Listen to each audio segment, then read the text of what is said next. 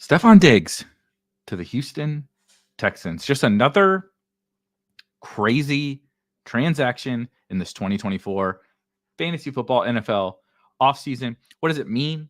What's the impact on the Texans? What's the impact on the Bills? What's the impact on everything? How do we attack this in drafts? We're going to talk about that. And then we're going to put it into practice in a draft on Drafters Fantasy and their early NFL Best Ball Championship. Plus, give away one free ticket to the Drafters 2024 NFL Best Ball Championship upcoming in less than a month. Let's get into it.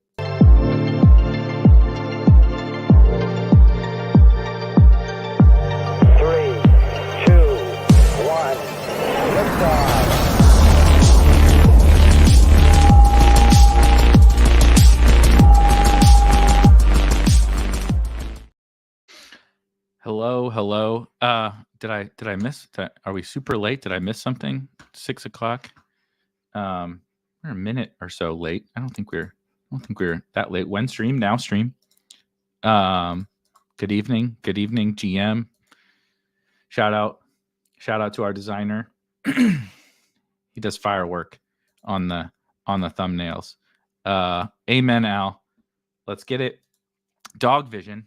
Always gonna get me with a good old dog username.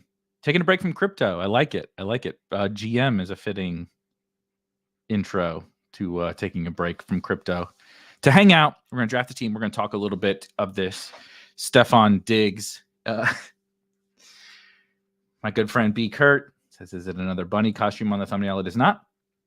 Let's not get into that, but it is a good segue into, if you are not a member of the Spike Week Discord, it is 100% free. We had a little funny conversation yesterday, 2 days ago, within the last couple of days, about Rob's Sunday morning draft stream on Easter, where he was in a bunny costume, and that was something. You can check the comments on that video on the YouTube channel. Hit like, hit subscribe really quickly for me. I heard a good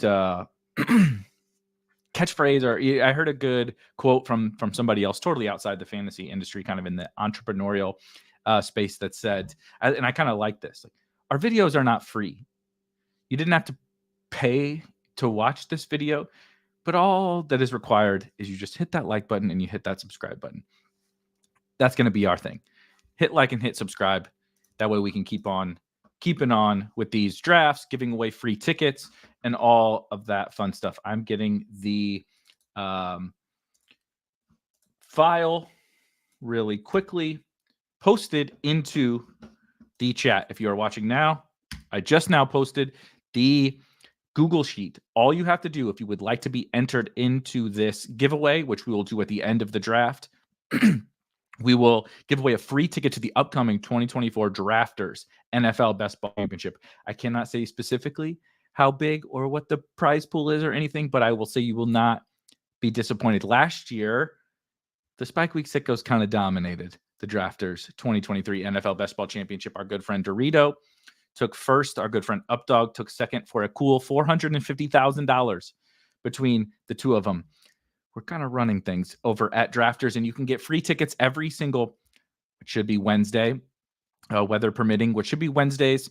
I will be drafting teams on Drafters every Wednesday, giving away a free ticket to the NFL Best Ball Championship over there, which I believe will be $20 entry fee. So you can get a free $20 ticket every Wednesday. All right. Let me just double check really quickly the what the lobby is looking like. All right, I'm hopping in. I'm just letting you guys know ahead of time. I'm hopping into this draft now because it is 3 out of 12. I want to make sure, that this doesn't drag on for you guys too incredibly long. We need 8 more to fill this Drafters early NFL Best Ball Championship draft, which of course is what we'll do here as soon as this fills. 7 more. All right, let's talk about Stefon Diggs though. I spent a bunch of time. Jesus, it's feeling quickly. 4 more. It's funny, everybody in our space, in the content game, we rush to get out our takes and our rankings updates and, how we're assessing any new situation with any sort of breaking news. And of course, this Stefon Diggs one was a big one, huge, right? One of many huge transactions that have happened, or any form of player movement over the course of this offseason. We've had a bunch of those. And I instantly am rushing to think about, how am I reacting to this? Where am I moving players in the rankings? What am I going to do with all this, right? What does this mean for CJ Stroud and Stefon Diggs and Nico Collins and Curtis Samuel and all these guys? And what I do like to do is sort of take a little bit of a step back, and I'm writing a piece that hopefully be up tomorrow that's kind of breaking down my assessment of the situation, as well as my general assessment of the kind of current market. And what I'll say is, I like to sleep on these things, because I think we have very strong immediate gut reactions when these things break. And I do too. My initial gut reaction, you'll hear it again, back to the very intro with the Discord. There's a link to that in the description. And you can probably, anytime something like this happens, you'll catch me in there talking it through, just like total word vomit of my initial gut take or whatever. But we flesh it out, right? I'm thinking it through more, talking with all the other smart people, including you guys that are here with me in the Discord, thinking about all the nuances. What does this mean? Where are maybe some things that are impactful, but that maybe, the market's going to really fixate specifically on Diggs and specifically on the Texans wide receivers.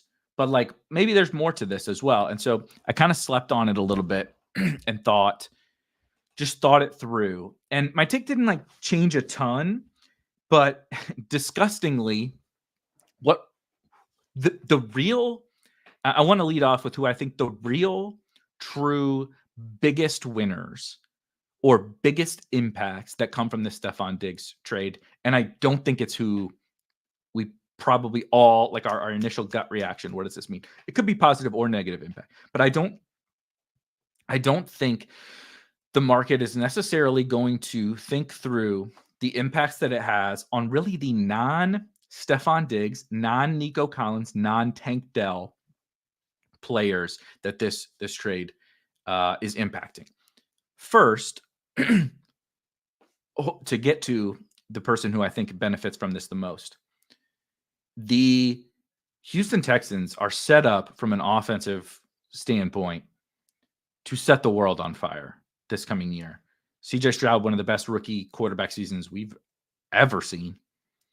Tank Dell, one of the better rookie wide receiver seasons we've seen in quite a while. The leap that Nico Collins took, that we were all kind of hoping for, happened, both with and without Tank Dell.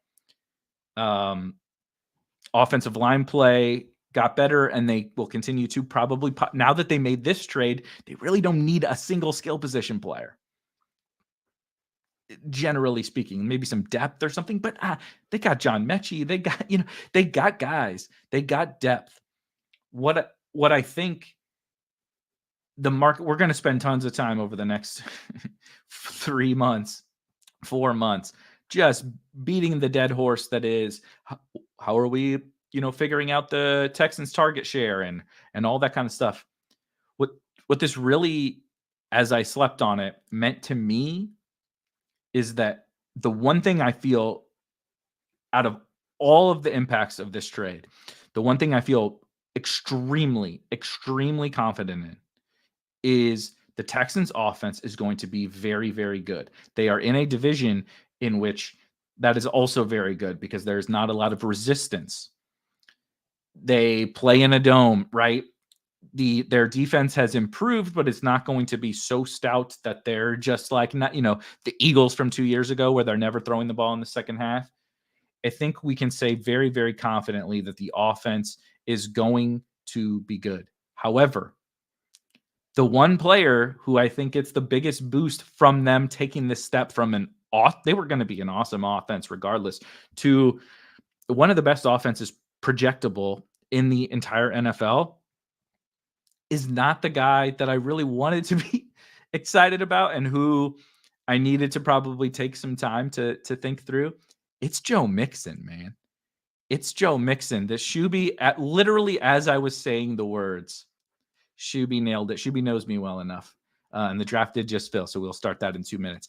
I think Joe Mixon is easily the biggest winner of this whole trade, and it's not particularly close. Joe Mixon gets out of Cincinnati, which is kind of a gold mine for fantasy scoring, and goes to Houston, and you never really totally know what that means for a running back. What I do think now is, I believe it was our good friend Rich Rebar at Lord Reeves on Twitter. Shout out to Rich.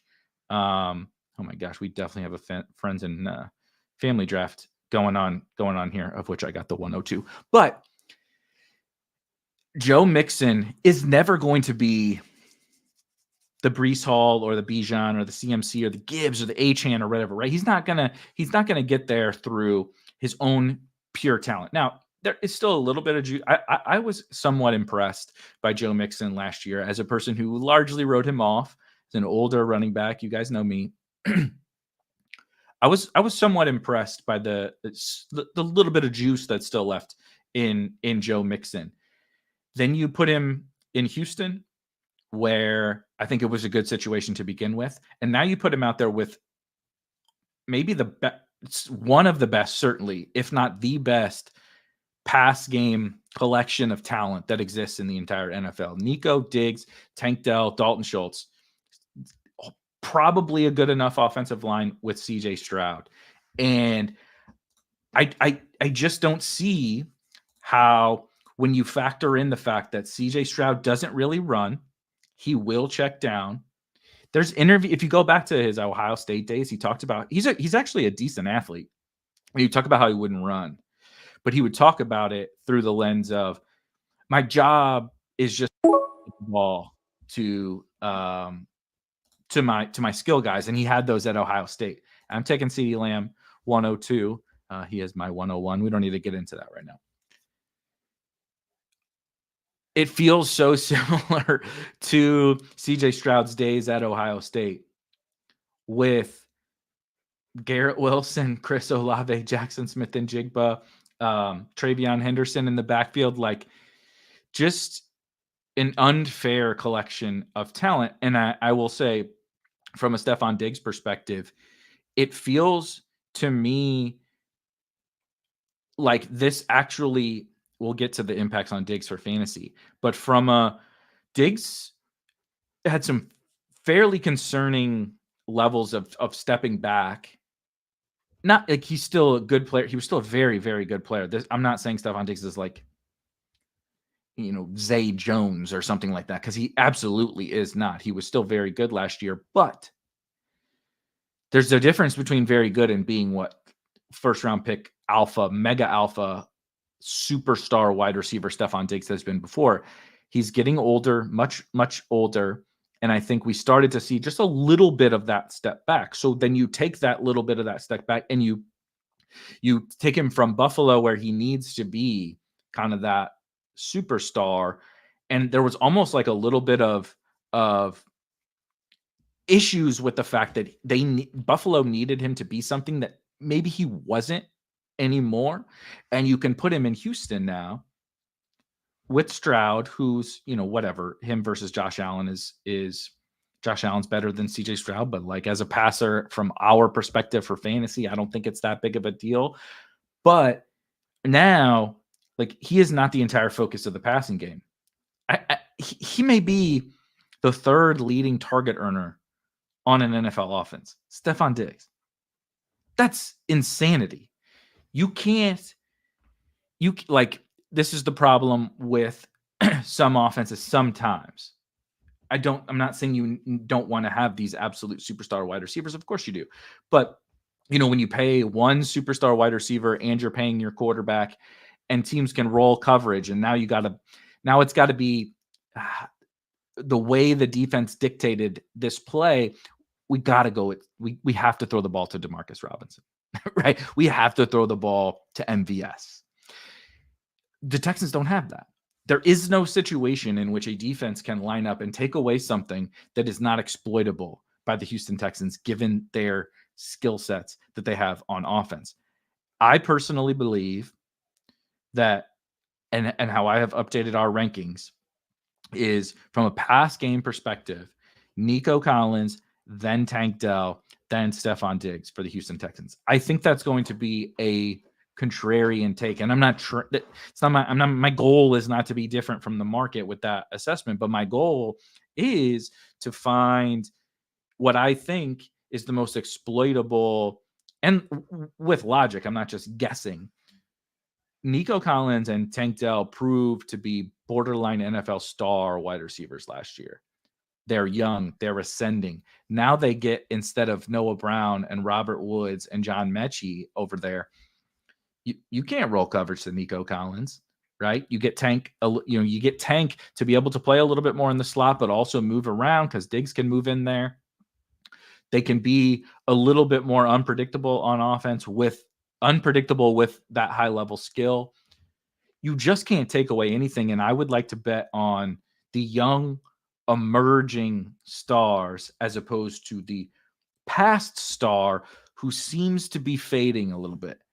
And it doesn't mean I would never take Diggs. That's absolutely not the case. But if I'm picking through my Texans wide receivers, to me, it's the two young guys first who have the best ability to like win us everything, especially because my guess is that the market is going to really dock Tank and really hone in on the two outside guys and the two, what they feel to be a little bit more known commodities. And for me, I feel like this is a potentially really exploitable angle with the young wide receivers. But like I said, I think that the real winner, which this is also a difficult thing for me because so we're about to come back on the clock in the second round, because Joe Mixon, if we remove the situation, Joe Mixon is the kind, especially as I come back on the clock, and Stefon Diggs is the number one overall available player. I believe I have DJ Moore ahead of him. So I'm going to take DJ Moore here in a second. Let me just double check here. Okay. Need to move this up a little. Move it down. There we go. Okay. Got to see the queue a little bit more. I think Mixon is this. So as Diggs does not go to our good friend Ralph Wiggum in the 101. And I'm going to take Malik Neighbors here. He's a player who I feel like is unnecessarily falling, that I'm going to honestly keep hammering. While there's all this shuffling going on, right? The Bears trade for Keenan, and we never really know what to do with the 49ers guys, Debo and Ayuk, and now this Texans stuff. Olave never really feels that good. Evans, there's all this weird collection of 2-3 turn-ish wide receivers that there's just like superstar rookie wide receiver is available to us there that I'm just kind of loading up. I also obviously love Marvin Harrison Jr., but Neighbors is a really cozy pick for me around this spot. I definitely have no issues with Jalen Waddle. I mean, at the end of the day, this is a really strong wide receiver range, right? So I am not going to say anything all that negative about any of the wide receivers in this range. I think that's one of my biggest takeaways that I started writing about as well, is just like this group winners, not like league winners, because it's really hard to be like a league winner as a second or third round pick, but like there are going to be mega impactful players. A lot of them could be mega impactful, right? But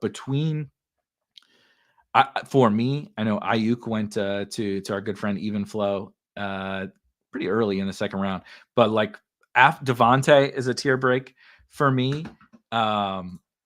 After Devontae, you have, and maybe Marvin Harrison's in a tier of his own, but Olave, Nico, DJ Moore, Debo Samuel, Tank, Neighbors, Evans, Diggs, Rice, Waddle, Pittman, Devonta Smith, Kupp, Metcalf. Like there's this 15 wide receivers or something in this tier that I just want to be honing in on that sort of collection of wide receivers. But just to finish up the Joe Mixon point, you just have a situation now where awesome offense, awesome scoring environment. You cannot load the box. against Joe Mixon. And I mentioned Lord Reeves posted a tweet. There was a stat about Joe Mixon and just how successful he was and how much of his production, frankly, came against light boxes. You see the likes of Derrick Henry going to face tons of heavy boxes. And then you get Joe Mixon, who it can offset some of the concerns we have about the player, the age, the fall off the cliff, like Dalvin Cook type situations, when the offensive environment is such that, like, look at Rashad White is not that good at football. He's not a very good runner, but when you get all the work and you end up on an offense that is going to score points, you're going to catch passes, and you have a quarterback like CJ Stroud, who is certainly not going to be running at the goal line, so you can pick up a couple extra touchdowns.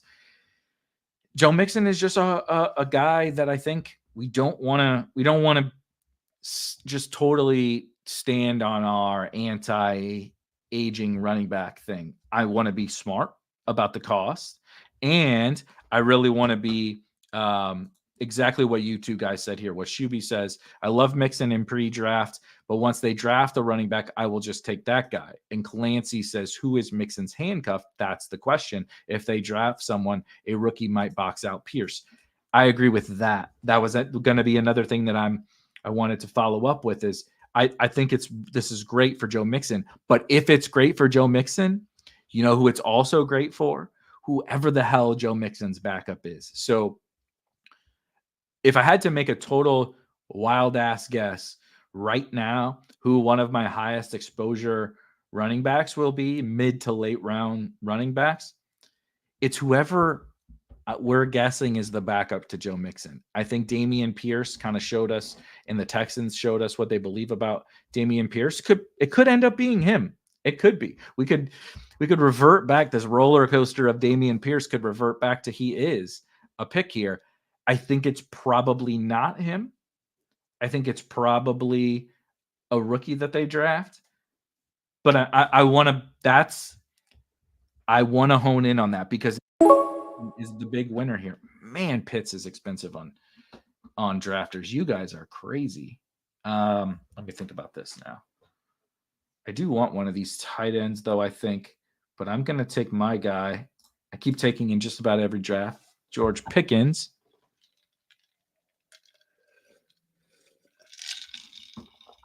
But that's something I think is exploitable in this market, is when it's kind of where I was going with the Mixon thing, is when we see a situation that opens up,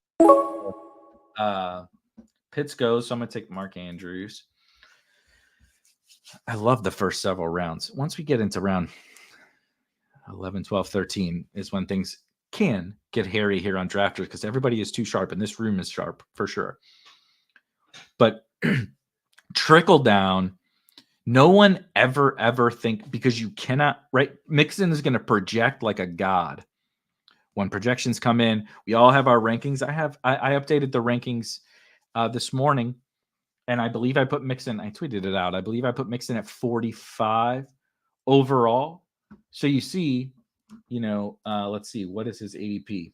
61.5. That's going to rise, but you see, based on current ADP, I'm higher on the market than Mixon. But again, the market will not extrapolate that to whoever Mixon's backup is, or at least not in a way that is as efficient as I think it should be, because we just outlined this is the absolute freaking dream for someone like Joe Mixon. But those concerns that we have about, right, aging running back, tons of wear on his tires, maybe he is not as good, just natural running back injuries. We combine all of that, and who's the biggest benefactor of this dream potential situation? It is whoever is behind Joe Mixon. Whoever is behind him could end up being the biggest smash in all of best ball this coming year. And so I'm really focusing in a lot more. I actually think the wide receiver thing is, call me an ageist, is a little straightforward in that Nico and Tank, I think, are both awesome, and the young ascending talents, I want to be in on that in this offense. Diggs a little bit less so, but I understand the perks of Diggs. I just think the market is going to value him over, certainly over Tank, maybe not over Nico, but over Tank is my guess right now. But I think like the market's going to really fixate on this pass game, and they maybe don't fixate as much on the running game, and specifically the running game that isn't as projectable, which can be these backup running backs. So that's a big take for me. The other one on the Houston Texans side is for sure Dalton Schultz. Like Dalton Schultz is just a guy to me as a real life football talent. He's not a special tight end. I was fairly fine with him because I think that the upside was there at the previous situation with just Tank and just Nico and a Noah Brown or Robert Woods or John Mechie as the other wide receiver. You put Diggs in there, and I mean, there is just only one football. I'm not like burying him. I'm not writing him off. I'm not putting him at pick, ranking him at 210 or anything like that. But I believe I moved him back to pick 155, rank 155 for Dalton Schultz, because he is just not a target earner. He is not. He needs an injury, maybe two. Like last year, he got 2 injuries. Actually, 2 injuries from this current circumstance, right? And technically, he got Noah Brown and Tank Dell. He needs guys out of his way for sure to pop at all, and it's just a tough sell, man. Like I don't want to be drafting tight ends that have like no real path via themselves to be relevant. I don't want to be dependent upon the other situations. This is a good question. Cole Kmet or Dalton Schultz? I should have looked this up in the rankings. I think I have them pretty close. I think I have them pretty close to each other. Flip a coin. Jesus, I don't know. They're that just like reeks of the same thing to me. Technically, Cole Kmet is the 3rd target on his team, technically. So I would just sort of side there, and I am excited for the Bears. So I'm going to go Kmet, but I think it's pretty close. Our good friend Hacker, I know, is on the Pat Freiermuth train, which he's eating away at me very slowly but surely. I haven't come all the way around on Freiermuth, but the needle is moving a little bit. Not that kind of needle, but just the rankings, an exposure needle. Yeah, this is a little unfortunate. Rashi admits to driving one of the cars involved. Versaire says, I wonder what happens legally with rights, because the hit and run can be pretty serious. Yeah. I don't know. I'm not a lawyer. I'm not a legal expert. I definitely don't know what even to honestly expect from this situation. Man, the ADP is just so different on drafters. You guys are too freaking good at this. I'll tell you that. We're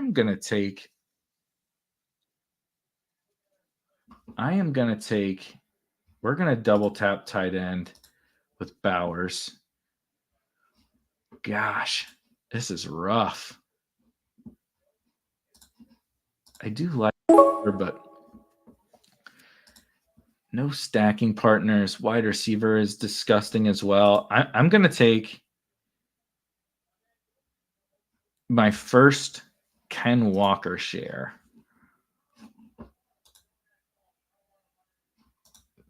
Shout out Clancy. We talked you into Mixon. Famous last words. Talked you into an old, dusty running back. And the Twitter lawyers I've been seeing have been doubtful of seeing any suspension, he says, about Rashi. I'll be totally honest. My default for any legal trouble that is right. Like, I mean, he shouldn't have done what he did. That was dangerous. It was a very stupid thing. People could have gotten seriously hurt or worse. It was bad. But he didn't murder anybody. He didn't, he didn't do anything that is significantly more serious crime. Like I said, it is serious. It was bad. But what we would classify as more serious, I guess I would say, what the public would classify as more serious, or really what the legal system would classify as more serious, whether it is or not, is up to people's opinions. as long as it's not like in that really super serious legal area, I kind of just assume nothing's going to happen. Right, wrong, or indifferent. I don't, like I said, I'm not a lawyer, and I'm certainly not smart enough about NFL precedent with things like hit and runs. But what I do know is the NFL precedent for punishing players is pretty minuscule, unless it's something very serious. And that's kind of my general take here. We can react if something happens, even if he gets suspended. What are we talking about? 2 games? Do we care that much for best ball? Like, okay, we move him to the back of that tier that we were talking about earlier with Metcalf and Olave, right? And the Niners guys and Evans and Pittman and all those guys. Okay, we move him to the back of that tier now. He misses 2 games. I think that he's been falling. He's another interesting one. Maybe call me crazy. If anything, Hollywood signing there is good for him. Did you want them to run it back? Like, what was the expectation when he was going in the late second or whatever? Now that, some people are posting drafts in the Discord that he's going in the 40s. What was your I guess I don't understand what difference Hollywood Brown being there. Hollywood Brown is not Stefon Diggs. At least I have my stance that I've obviously outlined here for the Texans pass catchers, but you could make a case that like Diggs should go first. Diggs really hurts Nico and Tech. Of course, I understand that perspective totally. I don't understand the perspective that Hollywood hurts Rashi Rice. Legitimately do not understand it. It makes, if anything, I think Hollywood helps Rashi Rice. The way that Rashi wins has clearly not been, he doesn't win in a way that a lot of not yet. I'm not saying he can't. Maybe he will. In college, he won down the field and on the perimeter frequently at SMU. So it was kind of peculiar to see the way he won with the Chiefs as a rookie. But Hollywood being better than MVS and Justin Watson and Tony and McCole Hardman is a huge boon to Rashi Rice's potential upside. Having someone that the defenses actually have to respect and allows him to do what he did last year and maybe even expand upon it in a much more seamless way seems like a home run for a second-year wide receiver with frickin' Patrick Mahomes and aging Travis Kelce. I don't know. There's plenty of times where I'm very different to what the market does in reaction to these kinds of things. Sometimes I'm right. Sometimes I'm very wrong and the market is right. But that one didn't make a lot of sense to me. And so Rice, and maybe it is just also paired with the most recent, right? The market just reacts that, oh no, he screwed up. We can't draft him because he just screwed up. Pollard, Zamir. Hold on. Let me look here. Ralph Wiggum. If you take Dak for me, we're going to have problems. Let's just say that much. Did Curtis Samuel go? I guess I should start. God damn it. I would have, if I wasn't rambling so much about Rashi Rice, I would have preferred to push Dak around the corner. Did Curtis Samuel go? Yeah, of course. Damn it. We're going to get to, I had it planned. I don't really want to take Shakir here. I had it planned, but I might. I'm going to take Zamir. Had the perfect plan. I was going to take Curtis Samuel, and that was going to be the segue into my Bills ramble. Quickly before I get into that, I am going to repost, because I'm only seeing a handful of names in here. If you are watching right now, thank you. Hit like, hit subscribe. But also, if you would like to be entered to win a free ticket to the Drafters, the site we're drafting on, the Drafters upcoming NFL Best Ball Championship, I can assure you that you're going to enjoy the contest and enjoy the size of the contest. So every Wednesday, I know it's Thursday, every Wednesday, give away a free ticket to the Drafters NFL Best Ball Championship now until it fills or the contest locks when the season gets here. Yeah, Jeff said, isn't it funny how that happens? I specifically had it planned. I'm like, I'm going to take Curtis Samuel ahead of ADP, and I'm going to, and now, right, it's the perfect intro into here's how I would like to talk about the Bills now. But we got sniped. I don't suspect Shakir is going to come back to me, but maybe we'll see. On the Bills, though, I actually think I moved up Curtis Samuel and Khalil Shakir, and I moved up Kincaid too. But my expectation, I moved Kincaid into the 50s because I just think that the ceiling case now. I still think Kincaid is going to be similar to a lot of these young players, right? Kyle Pitts in the past, JSN last year, maybe Pitts again. Some of these guys where we're drafting the young player at a higher cost than what their probable expectation is, right? Their median projection, or however you would like to classify. I think that is going to be the case for Dalton Kincaid. I don't think that his median projection is going to be that good, even without Stefon Diggs. It's better than it was with Stefon Diggs, but I think the market's going to buy the hype around Dalton Kincaid. And I get it. No pushback from me. But I think we might trail a little bit behind market on Dalton Kincaid and be above market on the wide receivers and maybe even James Cook and the running backs. But I think the biggest winners from the Bills side, I think the market is going to see it a little bit more through Dalton Kincaid. And I'm seeing it a little bit more through Curtis Samuel and Khalil Shakir. I think, are those two guys going to be, mega superstars? No, but not every pick has to be the guy who can be a first round pick next year. I think Curtis Samuel, I want to shout out Matt. I'm sure you guys are all more than familiar with Matt Harmon and reception perception. And he just recently did his release on Curtis Samuel. And the dude is good at the game. And he has been good at the game since Ohio State.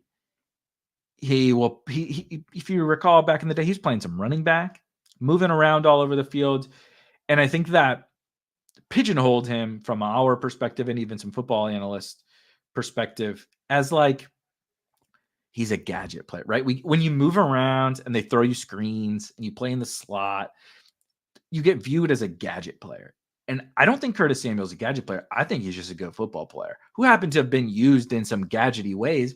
But Tyreek fucking Hill gets used in gadgety ways. Rashi Rice just caught a bunch of checkdowns.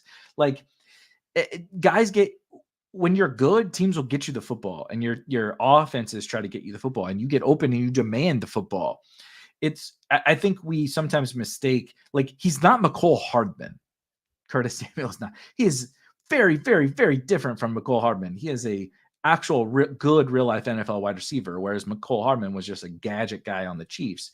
I think sometimes we lump those guys in together. I believe Curtis Samuel is a slam dunk. I moved him up to 85 in the rankings. So I think he is a home run pick right now. And people, Shakir does come back. So I am going to take Khalil Shakir. He is also a huge winner to me. I think we have a situation where two wide receivers on the Bills had how's this going to work type of a situation, because everyone again views them as slot wide receivers. And then we pigeonhole them into that.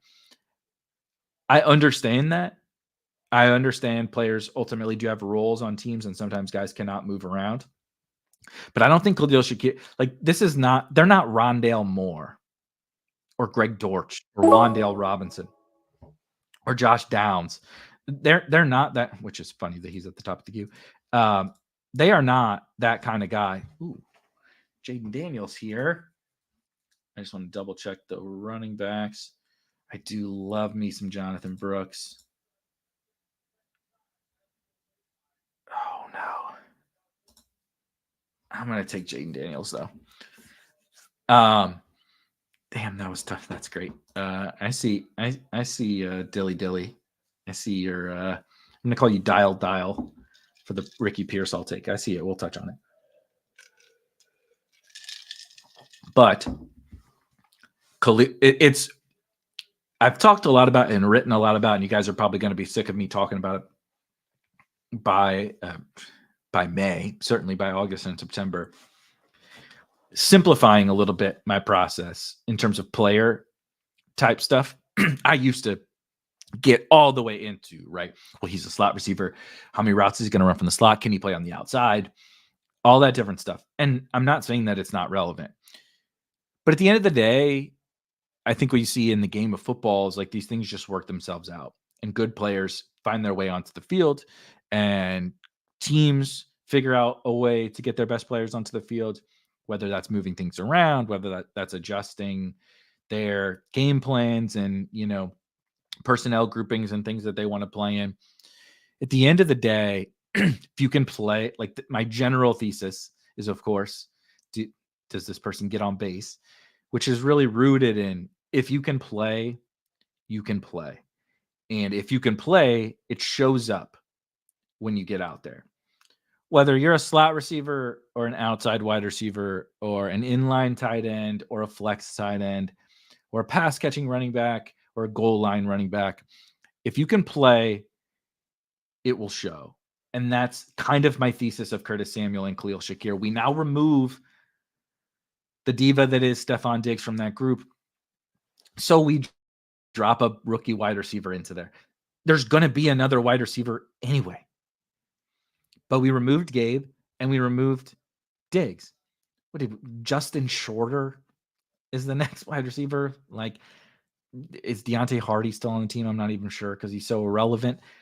I just don't really care, right? Like, I don't care if AD Mitchell lands on the Bills. For me personally, as a very anti-AD Mitchell guy, this would be a boon to Curtis Samuel and Khalil Shakir.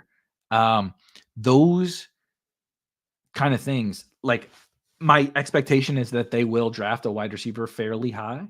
The Bills will, and then the market will pump up that wide receiver and push back down Curtis Samuel and Khalil Shakir, and I will be loading the F up on those two guys because I believe passionately they can play. They get on base. And if you get on base, right, the problem for Gabe Davis for multiple years has been, quite frankly, that he can't get on base. He is just so happens to be the archetype of a player. We've learned that he can't get on base. We didn't know that necessarily after his rookie season or whatever. But he was on the Bills. He's going to run every route. He's going to have multiple 25-plus point fantasy games. We know it. He's going to have some zeros and some bad games.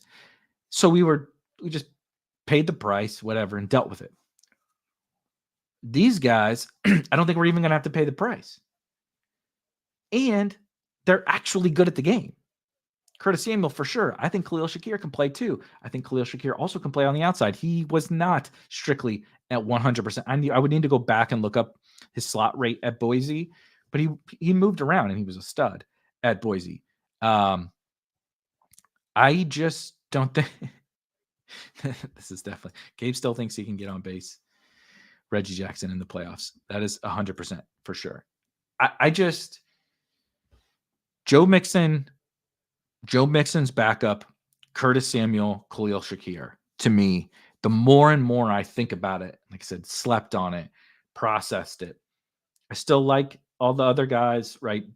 Varying levels of cost. I have moved up guys like Stroud, guys like Dalton Kincaid, but it's more so just like I'm kind of neutral relative to the market. My guess is Kincaid and Stroud get so pricey that I actually may not have much. But the guys who I really want to focus in on are Curtis Samuel, Khalil Shakir, Joe Mixon, and whoever the hell Joe Mixon's backup is. And Joe Mixon could get so pricey that it's also not worth it for me. And then we're just hammering Joe Mixon's backup. It's my general take. The quarterbacks, I guess we can talk quickly about the quarterbacks and we'll get to some other subjects. The quarterbacks, I kind of outlined the Stroud thing a little bit already. I do like Algier. Man, Gibson price got steamy fast, huh? Jesus Lord. Oh, look, there's Pearsall. Boy, this is a tough scene. I do need to start drafting some running backs at some point, so we'll take Algier. Oof. Guys. The Rico Dowdle thing. It's just, I cannot wait until Zeke signs with the Cowboys. I cannot wait. It's going to be so funny. All the poor Rico Dowdle.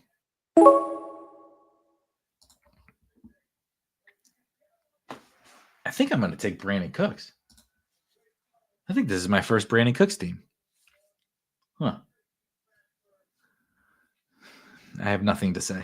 I have a Dallas team. Brandon Cooks kind of got on base last year, to be totally honest.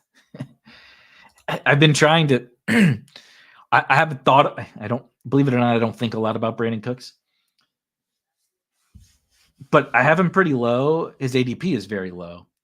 It does feel to me like we're a little bit low, myself included, on Brandon Cooks. Michael Gallup's gone. They haven't brought anybody in. They're going to draft a running back fairly high, we assume. They need some other stuff. Offensive line. I don't know. I think he's fine. I don't want to turn this into a Brandon Cooks love fest because I really don't even love Brandon Cooks. Yeah, Tolbert's got a. If Brandon Cooks got on base at the old folks' home, Tolbert didn't get on base at T-ball practice. He's running routes, but he really wasn't doing anything. So yeah, I don't know. I don't have a strong opinion. I'm just have a Dallas. I just did the thing that I think is we do too much, where I have a Dallas stack, and he just said, "Yeah, Brandon Cooks, it's fine." But I have it just reminded me. I've generally felt last year Brandon Cooks went in like the 80s or something like that. He kind of did what we thought he was going to do, right? And now he's going behind Jahan Dotson and Gabe, Michael Wilson, Josh Downs, Quentin Johnston. Doesn't that seem why can Brandon Cooks not be on drafters? He ain't. I don't know. He's not Jimmy Graham. Catches passes. Yeah, see, the hacker says Schultz is going to be the boring guy that just smashes again. It's definitely, I mean, anything with that Houston offense would not surprise me, honestly. But it's going to be tough.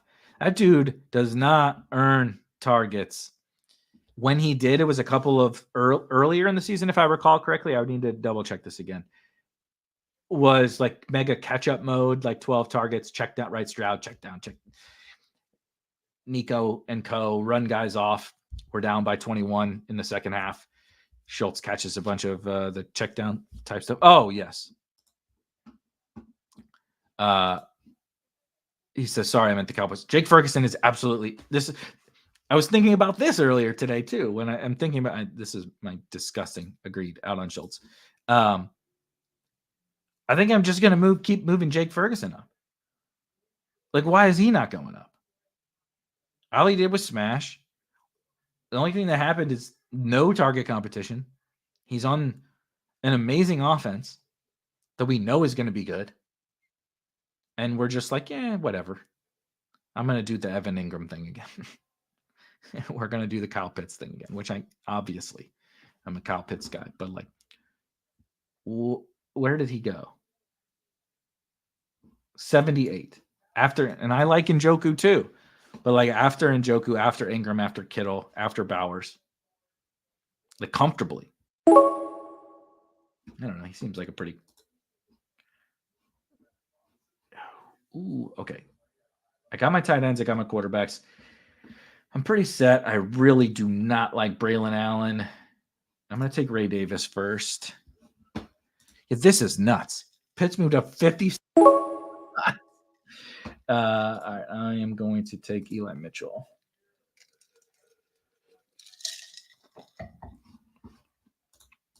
That's nuts. Absolutely nuts. He said Bobby Witt got robbed. Son of a. I need the Royals to do stuff. We need the Royals to do stuff. I know this is not a baseball podcast, but We do baseball around here. We need the Royals. All right, we're sitting at a 2, 5, 6. I like this. This is a pretty fun aspect of zero running back teams, especially on drafters, where you can really have strong quarterback play, strong tight end play. Where I love to. You're sick of me, right? A 5th and a 6th round pick, bang, 6-7 turn, but still, Mark Andrews and Brock Bowers, like never. In the last 5, since Spike Week has started, since I've been playing best ball, never would I have been like, I really want to get 2 tight ends before Jake Ferguson or whatever. But I feel in these early contests right now, I feel that pretty passionately. And I'm comfortable with something like Dak, Jaden Daniels. I'm obviously comfortable with Ken Walker as a running back 1 in round 7 for sure.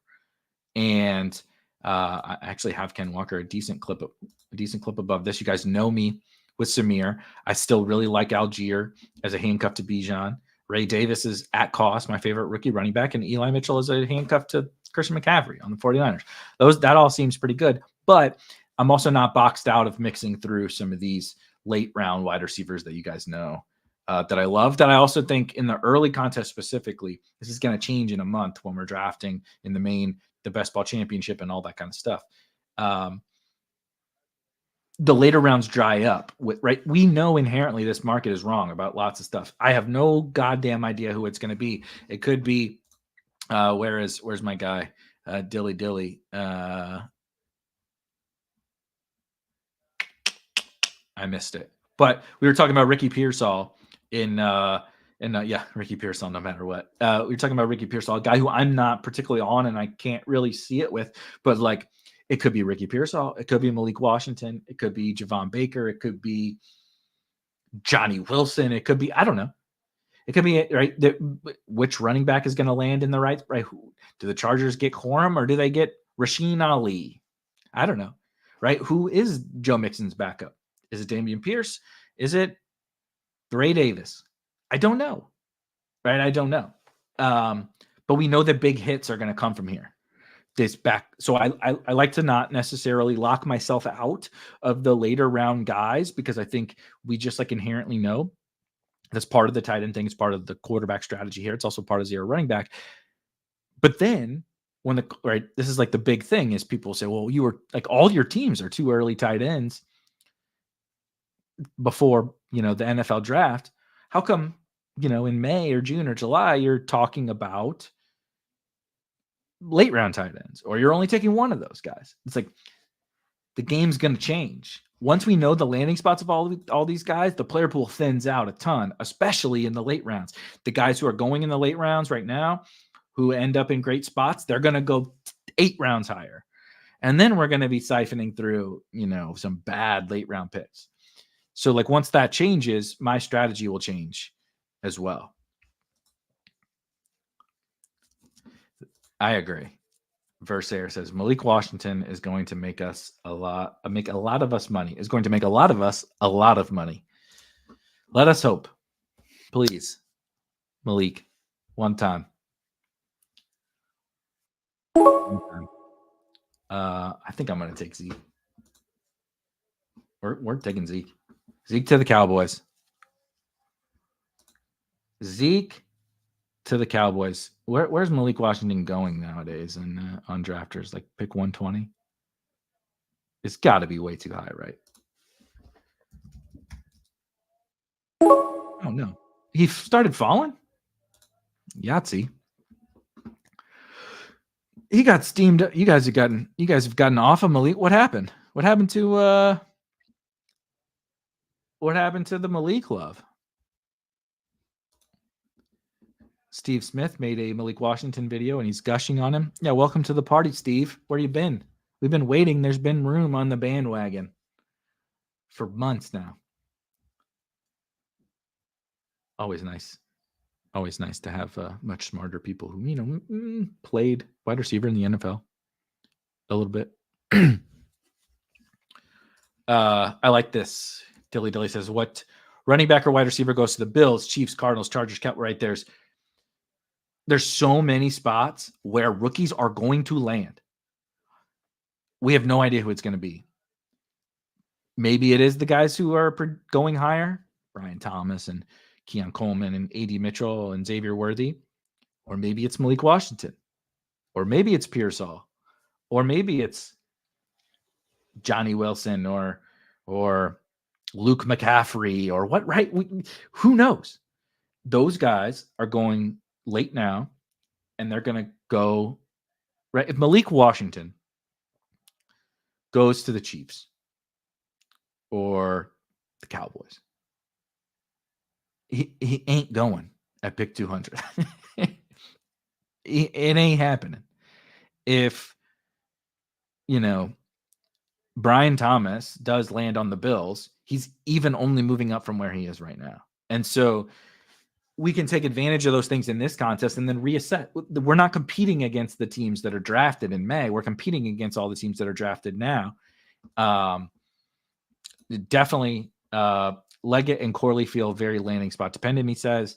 Yeah, for sure. They're like, Malachi Corley is one of my favorites for sure. And Xavier Leggett is not necessarily one of my favorites, but I could see it. Same thing, right? Without somebody lands in a great spot.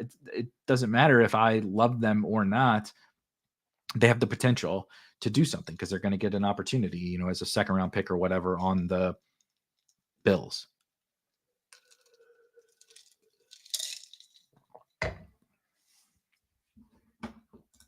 Clancy says, I like this take. I think an older but reliable wide receiver like Brandon Cooks is better suited for cumulative. I was saying Thielen was a better pick in drafters a couple weeks ago, although Erik said rather shoot for a Nico Collins. Yet this is good. This is a good comment. I don't think drafting Adam Thielen or an Adam Thielen type is wrong on drafters, or I should say it's not as wrong for how I think we should play the game on drafters, because I just took Brandon Cooks and Zeke. So the game is a little bit different. I agree with you with the sentiment here, but what I do think in terms of Adam Thielen is there are also available to us players who we know are going to be bigger hits than Adam Thielen. And I know Adam Thielen was good for the start of last year and could turn back good again this upcoming season. Coaching change, right? Second year, Bryce, whatever. I'm not taking Adam Thielen, but it's because of the last thing that you said. There's going to be a Nico. And again, I'm not saying someone's going to produce exactly like Nico, but look at the history of fantasy football. Nico Collins, Puka Nacua, Tank Dell, Justin Jefferson, his rookie season. Zay Flowers, Amon-Ra St. Brown. The list is like never ending of guys who are like end up being drafted in the second round next year or something that high. And I just would rather target that cohort, knowing Adam Thielen himself definitely has a higher floor than any one of those guys individually. But as a collective, I know I'm putting my chips on the collective group that there's going to be the big home runs from within there. And I would rather target that. That's kind of the general idea. The Garendo steam is steamy. Isaac Garendo, huh? Ooh, Yoshi. You know me and Yoshi. I really got to do a better job of planning ahead, because it looks like, Hacker talked to me, and somebody in the chat's been taking Donta Foreman, and I wanted to make sure I mixed in a little bit of Donta Foreman. The other guy I want to take, and then I'm going to take a last round. Also, shout out to B. Kurt, if he's still hanging out with us. It's got me on Ty Johnson. As you can see here, I'm going to make this a 2-8-8-2 team. I am. We talked about the Bills. I don't think that the Stefon Diggs trade impacts Ty Johnson at all. But I think, it certainly doesn't hurt. Ty Johnson is the backup running back to James Cook right now. Ty Johnson basically took the RB2 job down the stretch last year from Damian Harris was hurt, and not really RIP, but RIP to the career of Damian Harris. That sucks. He was a good football player, had a very serious injury last year and had to retire. That sucks. But Ty Johnson, right? Lenny never was able to take the job from Ty Johnson, and Latavius Murray was never able to take the job from Ty Johnson. And then he's still around with Buffalo as currently the RB2. They have resources, but like their roster is hurting in a lot of places, and it's hurting a lot worse than at the running back position where they have James Cook and Ty Johnson.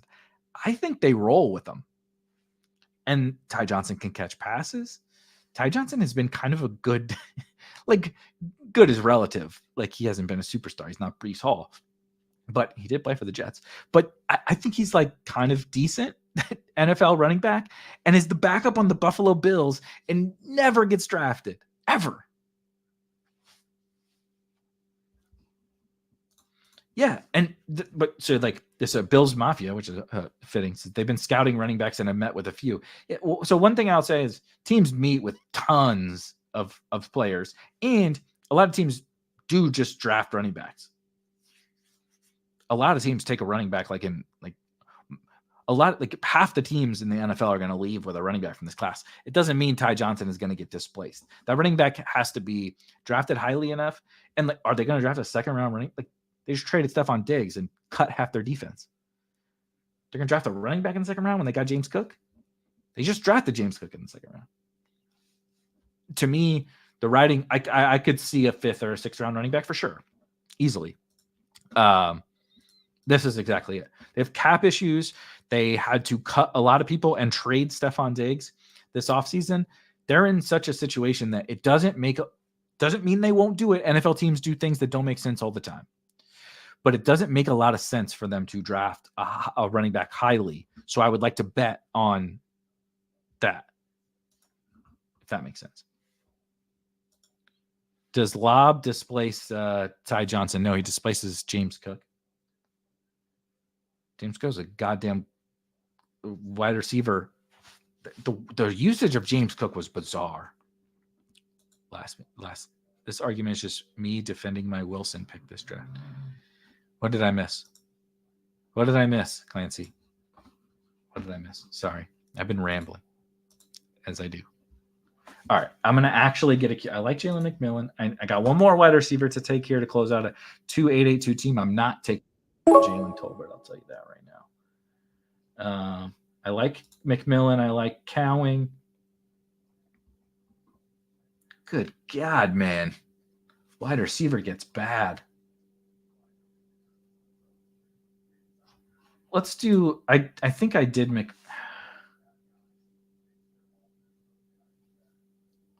let's do Cowing. I think I have more McMillan than I do Count. Oh, got it. Clancy says, I was saying Wilson's more likely to be Collins and Cooks. Yep. Yeah. No, I'm not arguing. I couldn't even is how you know that you made a pick that's like friggin' oatmeal, like I did with Brandon Cooks. It's like I couldn't even really defend it. I'm like half-ass saying he's undervalued, but there was no I didn't believe it in my bones. You know what I mean? It's just I'm just waiting for the Cowboys to add somebody, and they just keep not adding anybody. And so it's hard to say Brandon Cooks isn't a good pick and pick 140, even though he doesn't fit any of the things that I like in fantasy picks, especially on obviously a Dak and CB team. All right, close out the draft. Then we will do the ticket giveaway. I'm going to post it as I'm walking through my team for the final time. I'm posting the link to the Google Sheet in the YouTube chat. Just you'll see the names of other people that have entered the giveaway in that column. Just pick a cell that is open, and I will load up your names onto the wheel, spin the wheel, and give away one of these free tickets here in just a second. I will I'll hit Bills Mafia's comment really quickly to give everybody just a second. Kind of like Calvin Austin. As the late round pick, he says he's slotted in right now as a Deontay Johnson replacement, 3rd round draft capital, and Russ likes his deep routes. Deep threats. I have been struggling so hard with the Steelers. I was taking a decent clip actually of Calvin Austin last year because Allen Robinson was the 3rd wide receiver for the Steelers. And I'm a Calvin Austin fan. Go watch. I've seen enough highlight tapes from the Discord conversations today about Ricky Pearsall and these other losers. Go watch the Calvin Austin highlight tape. I didn't mean it as a comp, but like if you want to like watch somebody that looked like friggin' Tyreek in college, it was Calvin Austin at Memphis. Now it's Memphis and he's little. He's real little. But like that kid's got some juice. Calvin Austin has juice. He just did get on the field last year, though. He really didn't do anything, like anything at all. So I struggle with projecting anything onto those guys, but I can't honestly argue against it any more than any other pick. And if we kind of believe that he needed to take another, needed to keep growing from last season, I think that's totally okay. And Jeff, to answer your question, yes, this early NFL Best Ball Championship is $10 on Drafters. The upcoming over the summer will be $20. So like the ticket we're about to give away be a $20 ticket. All right, let me run down this team. Then we can give away this ticket and we will get out of here so everybody can go enjoy their weekend. And I can go see if my Slew Billikens future head coach, Josh Schertz, is winning or losing the NIT championship. All right. Go down position by position. Dak Prescott and Jaden Daniels at quarterback. Honestly, two of my favorite quarterbacks at cost. Dak at 95 with Stroud in like the 50s is kind of nuts to me. It's kind of nuts. We're just like going to keep getting Dak close to pick 100, and he's just going to keep being awesome for fantasy football, I think. Ken Walker, Zamir. This is a pretty fun zero running back room, a mixture of kind of archetypes here, leaning a little bit more into veterans than I usually would. But Ken Walker has a nice little anchor with Zamir White, honestly, kind of like getting two anchors, but on a zero running back team. Tyler Algier, Bijan handcuff, Ray Davis, my favorite rookie, Eli Mitchell, CMC handcuff, Zeke. We're betting on the Zeke to Dallas thing. It's just fun. Donta Foreman and Ty Johnson, two kind of the vets at the end that I'm trying to mix through that I think could end up actually being smashes amongst some late round running backs, particularly veterans, that it's going to be tough to be smashes. CeeDee Lamb at the 102, DJ Moore, Malik Neighbors, George Pickens, Khalil Shakir, Brandon Cooks, Malik Washington, and Jacob Cowing. I really like that wide receiver room, actually. Obviously, got the firepower at the top, CD, DJ Moore, Malik Neighbors, Pickens, right? But then kind of mixing through some rookies, some darts, Malik Washington and Jake Cowing, a little bit of veteranness with the stack and Brandon Cooks, a little bit of the Bills love that we talked about with Shakir. Pretty fun grouping there. And then, what does there say? Mark Andrews and Brock Bowers. That seems pretty good. All right, I got to pull up the wheel. Sorry. All right. Let's do the winner of this spin will, of course, get a $20 ticket to the upcoming 2024 NFL Best Ball Championship on Drafters, courtesy of the good folks at Drafters. Like I said, if you just quickly, I know you're hanging out with us. If you quickly hit the like and subscribe button, we'll be able to keep giving these away. The kind folks at Drafters are giving us free money every Wednesday or Thursday today, every Wednesday.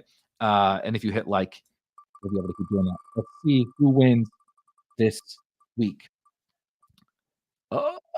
Al. Shout out Al.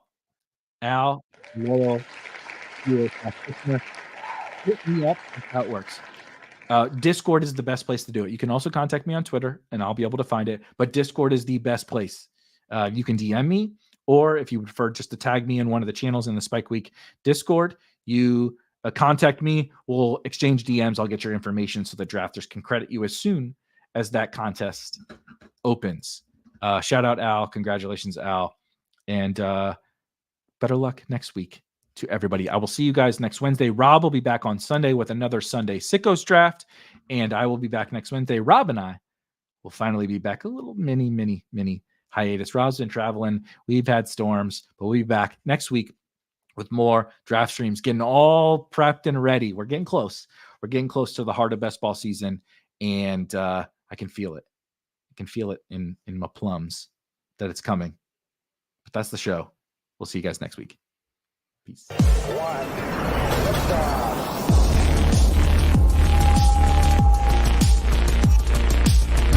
Woo! The those were some spicy takes. Want to stay up to date with all of the other spicy takes we're going to have over here at Spike Week? Why don't you press that subscribe button below? You turn notifications on, we draft a team, boom, you know about it. We have another spicy take, boom, you know about it. You can be there. You can draft with us. You want to stay up to date? That's how you do it. All right, we'll catch you later next time here at Spike Week.